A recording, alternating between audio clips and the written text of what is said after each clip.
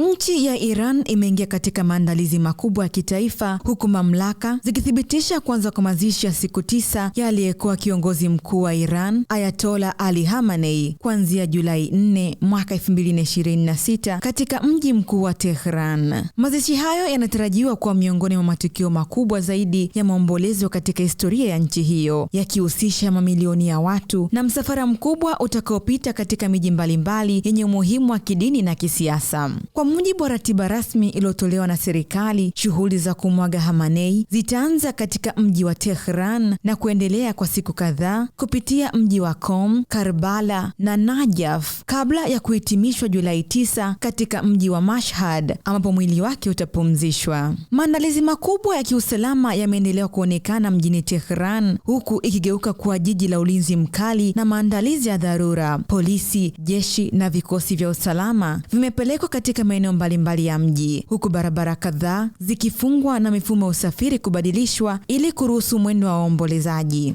Serikali nayo imetoa kauli kwa hatua hizi ni muhimu kutokana na ukubwa wa tukio hilo na idadi kubwa ya watu wanaotarajiwa kuhudhuria, ambao wanakadiriwa kufikia mamilioni, hasa katika siku za mwanzo za msafara. Mazishi haya hayatachukuliwa kama tukio la kawaida la kitaifa pekee, yanatazamwa pia kama tukio lenye uzito mkubwa wa kidini na kisiasa, yakilenga kuonyesha umoja wa taifa na uthabiti wa mfumo wa uongozi wa Iran katika kipindi hiki cha mpito. Viongozi wa serikali wamesema msafara huo utapita katika maeneo matakatifu kama Qom, Karbala na Najaf, hatua inayotajwa kuwa maana kubwa kwa Waislamu wa madhehebu ya Shia na kuimarisha ujumbe wa kiimani katika tukio hilo. Wakati maandalizi yakiendelea, mamlaka zimeonyesha wasiwasi kuhusu usalama na msongamano mkubwa wa watu. Hii ni kutokana na historia ya matukio ya nyuma ambapo mazishi ya viongozi wakubwa nchini humo yalishuhudia misongamano mikubwa na wakati mwingine machafuko. Kwa sababu hiyo, serikali imeongeza vizuizi barabarani ili kudhibiti mikusanyiko isiyo rasmi, kupunguza shughuli za kawaida za biashara na usafiri katika maeneo muhimu ya jiji la Tehran. Mazishi haya yanakuja katika kipindi nyeti kwa Iran, ambapo macho ya ndani na nje ya nchi hiyo yanaelekezwa kwenye mustakabali wa uongozi baada ya Khamenei. Viongozi wa serikali wanasema tukio hili litakuwa fursa ya kuonyesha mshikamano wa taifa, lakini pia linaweza kuwa kipimo cha hali ya kisiasa nchini humo. Wakati huo huo, wananchi wengi wanatarajiwa kushiriki kwa wingi katika kumwaga kiongozi huyo, huku hisia za majonzi, heshima na kumbukumbu zikitarajiwa kutawala mitaa ya Tehran kwa siku zote 9.